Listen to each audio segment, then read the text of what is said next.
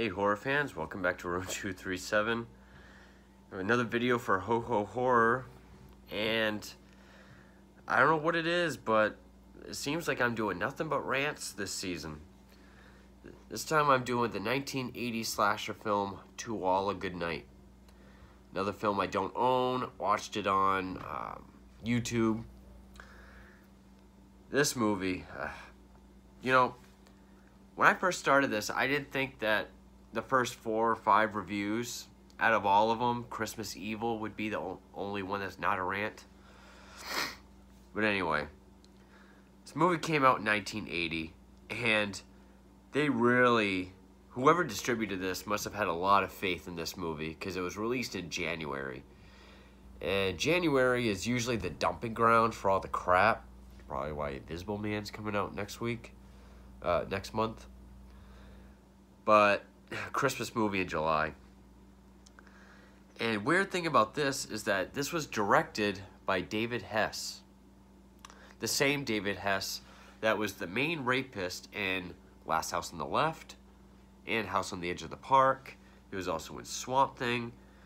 He did the music for Last House on the Left. He did not do the music for this, although it does have weird score in it. In fact, the opening credits sounds kind of creep showy.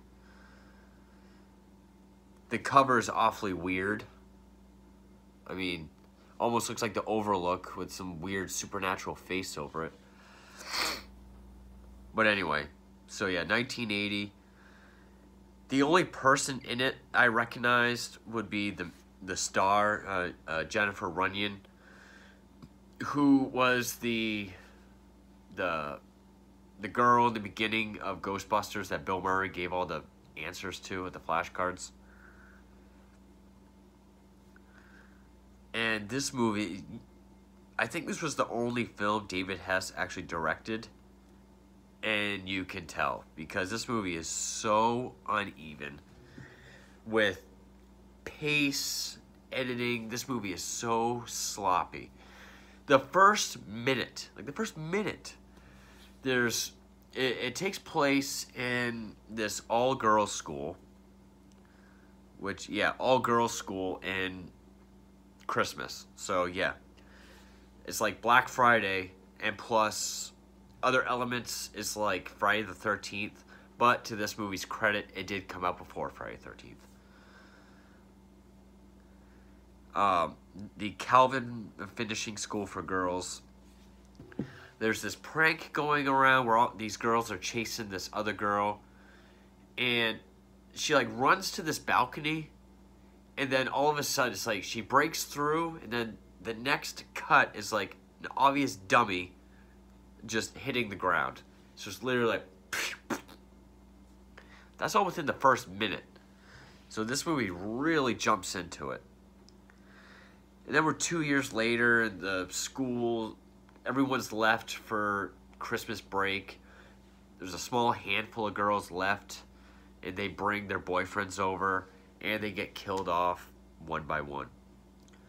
Some of them by Santa, or a guy in a Santa suit.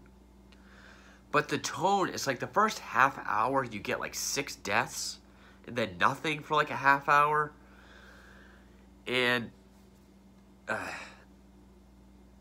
this movie is it's almost like David Hess's persona from the House movies. Is like everyone is super horny, everyone wants to fuck each other, and it's just the editing is just, sometimes you have weird stylizations, like this one guy gets killed and it turns into like almost like a film negative but red, which is actually kind of cool looking. And the deaths, you get like, I actually watched this last night, and this movie is so forgettable that, and also I watched it on my PlayStation on YouTube, so the quality wasn't that great. I actually had to go watch like the Cinema Snob review so I could actually see some of this shit.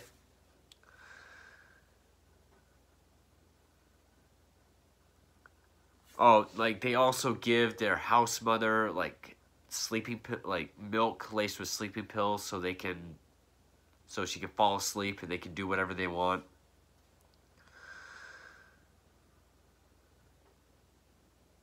You know, and I mean the deaths, like you have like a throat slit. A guy gets his head smashed with a rock. We see the Santa burying the bodies in the garden. Um, this one couple is having sex, and the guy gets shot through the head with a crossbow.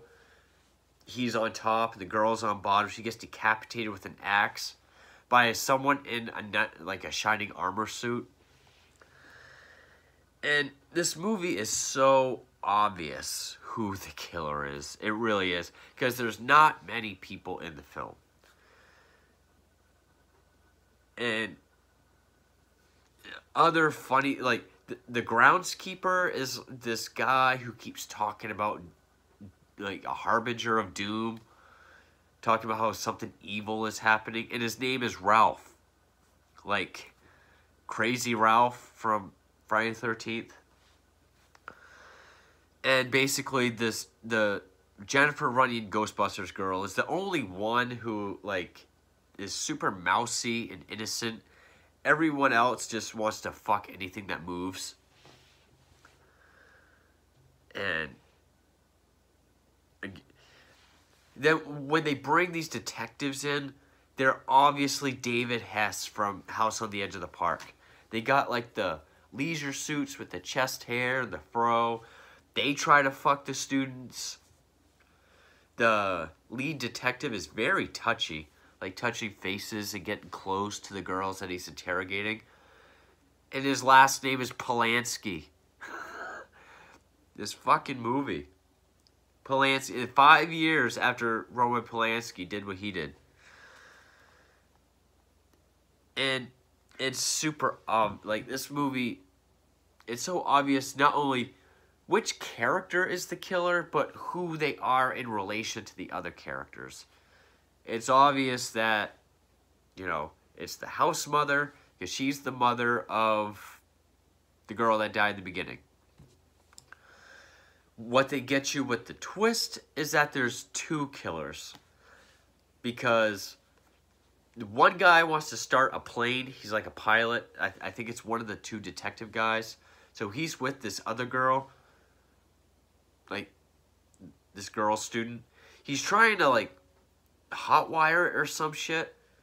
And they're standing by the propeller. And we see a Santa in the cockpit through the window. And when it, like, turns on, we see blood and, like, meat chunks go everywhere. That was actually kind of cool.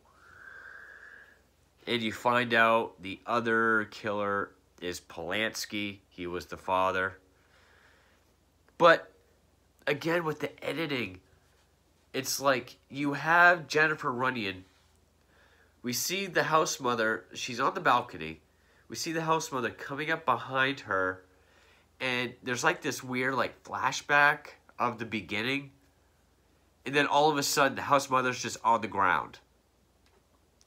We don't see if there was a struggle. We don't see if she slipped. The movie does not show us. The movie shows us the flashback. And then just the house mother who's the killer's on the ground. This has been a short review, but there's really nothing to this movie at all. And the music's kind of weird. Some of it sounds like early 80s slasher music. It does have a slasher vibe. But at the same time, it does feel like someone who has never directed before. I mean, I've never directed a movie before, but if I did, it would probably be this terrible.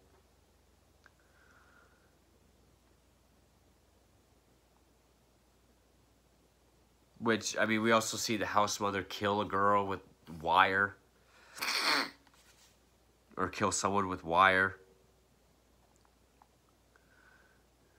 And there was this weird thing, and I don't know if they were trying to make it disturbing or creepy. There's this one girl who the killer comes in, and we see like the killer from behind, and he's holding the knife. And we see this one girl, she's naked because, of course, she was about to bang one of the... I think it was one of the detectives. But she's able to get away from the killer. And I guess she's just so traumatized that she wears, like, a white nightgown. And, again, the quality was so shitty. I think her makeup was all messed up. And she's literally just, like, twirling and dancing around, like, la da da da da. And at the end of the movie, literally, it ends like an Italian film. It just cuts. Because we see Jennifer Runyon and the Woody Allen-looking dork throughout the movie. They walk away, the camera pans up to her dancing on the balcony. And then it just sort of does like this fade to red and black, almost like Omen opening credits. And then it just ends. There really is... I mean, this movie is incredibly forgettable. It might have been worse than Don't Open Till Christmas, but both are pretty bad movies. And I mean, both were poorly written, poorly edited, poorly paced. The only thing is that they both got decent kills and a decent amount of kills. But I would have to say this one is definitely more forgettable. Yeah. And apparently no one gave a shit about this movie because this came out in 1980, 4 years before Silent Night, Deadly Night. No one gave a shit. I'm guessing they didn't show the Killer Santa in the trailer like they did Silent Night, Deadly Night, but either way, there's nothing to this movie. I would definitely pass over it. Yeah, I've been very disappointed so far in the movies I've been watching. The next review is going to be a movie I actually like, so stay tuned for that. But anyway, 1980s, To All a Good Night. Not very good. Thank you for watching.